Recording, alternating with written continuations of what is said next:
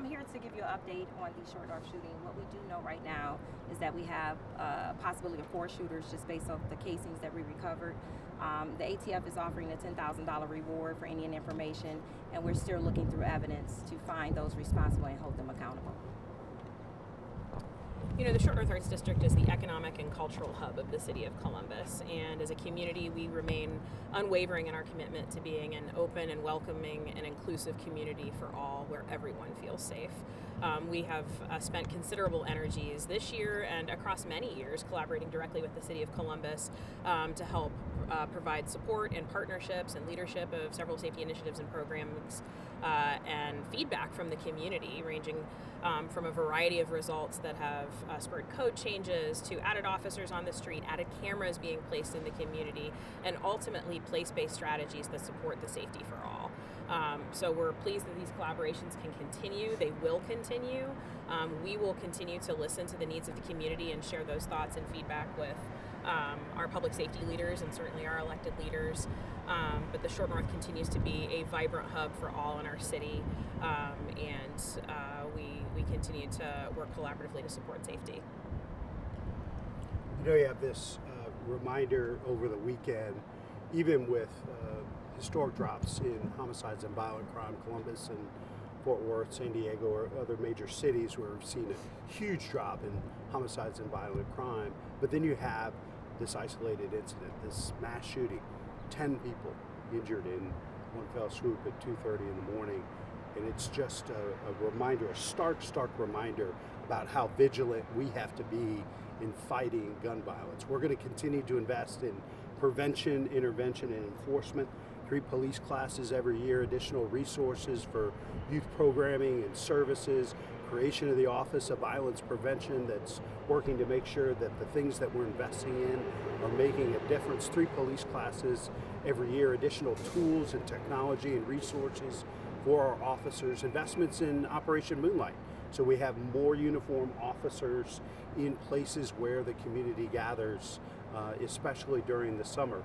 We know that we had a number of those officers right here, and they were part of the reason the response was so quick and that others were not injured.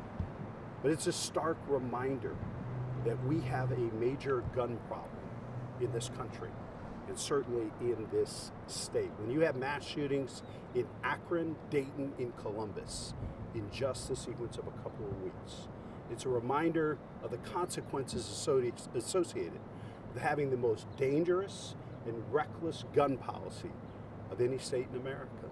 It should never be easier to get a gun than a job in Ohio. And that's the work that still lies before us. We need the community's help. We need parents to step up. We need them to impose and enforce curfews. We need them to know where their children are and who they're hanging out with, to monitor their social media. And we need the community to continue to step up. One of the reasons we've been able to see a decrease in homicides and violence is the record number of tips we're getting from the public.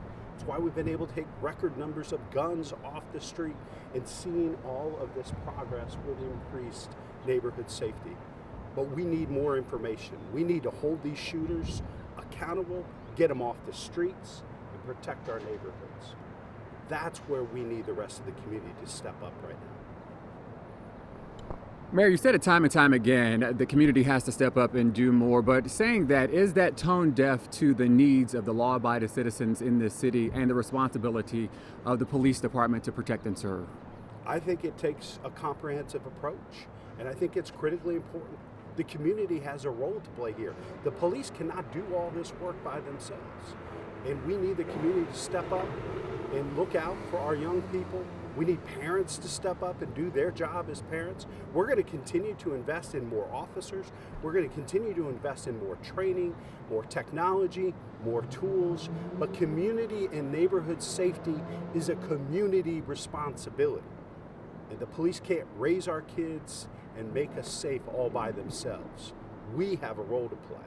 They're doing their jobs. It's one of the reasons we have a record high level of closure rates. Tips coming in from the community. I believe the police and the community are working closer together than ever before.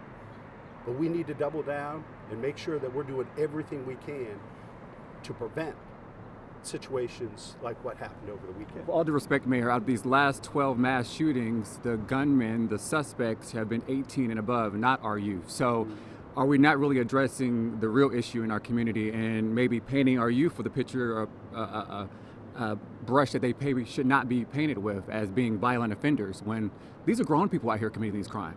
Not all these crimes. I mean, there are a number of crimes that are being committed in this community by young people who are getting access to firearms, and that's just not my opinion. Those are the facts. And when you take a look at the cases before the courts that are involving young people, there has been an increase in youth violence, not just in this community, but across the country for a variety of reasons. Part of it is the most reckless and dangerous gun policy, of this state compared to the rest of the country. But part of it's also parents needing to step up and do their job as well. We are no doubt seeing more and more young people that are both the perpetrators but also the victims of gun violence. Last 4 years in this country, more children have died as a result of gun violence than in car crashes. First time in the history of the Republic. And today, the Surgeon General of the United States declared gun violence a public health crisis. We did that in this community a couple of years ago, and Dr. Roberts, our health commissioner, has guided our work with recommendations that we're putting in place. So this isn't just a youth problem, this isn't just an adult problem. Gun violence is a crisis, and it's impacting everybody. Last question. Chief Potts, do you know anything yet about the motivation of these shooters, whether it might have been random, whether they knew the victims? We don't. We're still, interviewing people. We're still looking through video. We're still doing a canvass of the area to get the information that we need to bring these suspects to justice. So right now, the only information we do know is that there were possibly 4 or more shooters. Were they all in the car? That we're not sure. We're still coming through hours and hours of video.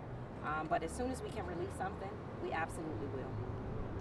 Mayor, public perception is everything. Where is the police chief? Police chief, Chief Potts is here this morning. She's worked closely with both her assistant chiefs. I'm in close contact with the chief about everything that's going on in this city. And so, as you know, she has been very highly visible and engaged in helping to lead some of the great work that we're doing in this community. And very much appreciate her leadership. You have confidence still in your police chief? Absolutely. She's done an incredible job, not only continuing to grow our enforcement efforts, changing the culture within the division of police, and engaging with the community like never before. Like I said before, you don't end up with a record level of closure rates, being able to recruit more folks into law enforcement in a very challenging time doing that, without great leadership, great vision, and great commitment. And Chief Bryan is doing a great job for this community. Thanks, everyone. Hey, Chief Potts, you want to mention those Short North stats? Yes, right now, currently, we're sitting at a 50% deduction in violent crime. Last year, we had 30 violent incidents. Year to date, we're at 14. So we are doing an amazing job, and in partnership with the Short Alliance, our officers, the community. The Short North is still an extremely safe place to come, enjoy the restaurants, the boutiques, hear the music, and just enjoy walking and enjoying each other. So we encourage people to continue to do that. Where was the helicopter during the chase? So it was at 2:27 in the morning. Our helicopters, we have 4 of them. They're all across the city, so they have to refuel, they have to do certain things. We had them all over the city, but at that time, we couldn't predict this, so they weren't in the air in the Short North. They were not over the Short North, No. not able to respond. Correct. But they were in the air. They have been in the air the whole night doing other things as well. Is standard operating procedure one up at a time, or are there sometimes multiple helicopters? It just depends on what's going on in the city. So we follow our trends, we follow our data, and we follow what's going on in the city at time to determine how resources will be used. What will the Short North police presence look like this Friday and Saturday night? It will look like as it has every weekend. We will have officers boots to the ground doing what we've asked them to do, which is engage our community, be vigilant out here, which is why you didn't have something more tragic happening. Even though you did have 10, that's tragic, but our officers were right within seconds of locating who they thought was a suspect, giving chase and doing exactly what we trained them to do. Mayor, are you supporting going back to the curfew we saw last summer? It was successful last summer. There's a meeting tonight with the Short North Alliance and the Division of Police. We're going to be open to that. What I am asking everybody to do is to redouble their efforts. If you see something, say something. We're going to have additional officers, continue to fund Operation Moonlight. bringing to bear everything we have from a technology, camera, lighting standpoint. But there may be new things that come out of tonight's meeting with the Alliance and the Division of Police. We're all ears. You know, this neighborhood is everybody's neighborhood, and we want to make sure folks that are from other Columbus neighborhoods or visiting from out of town feel safe and welcome here in the Short North.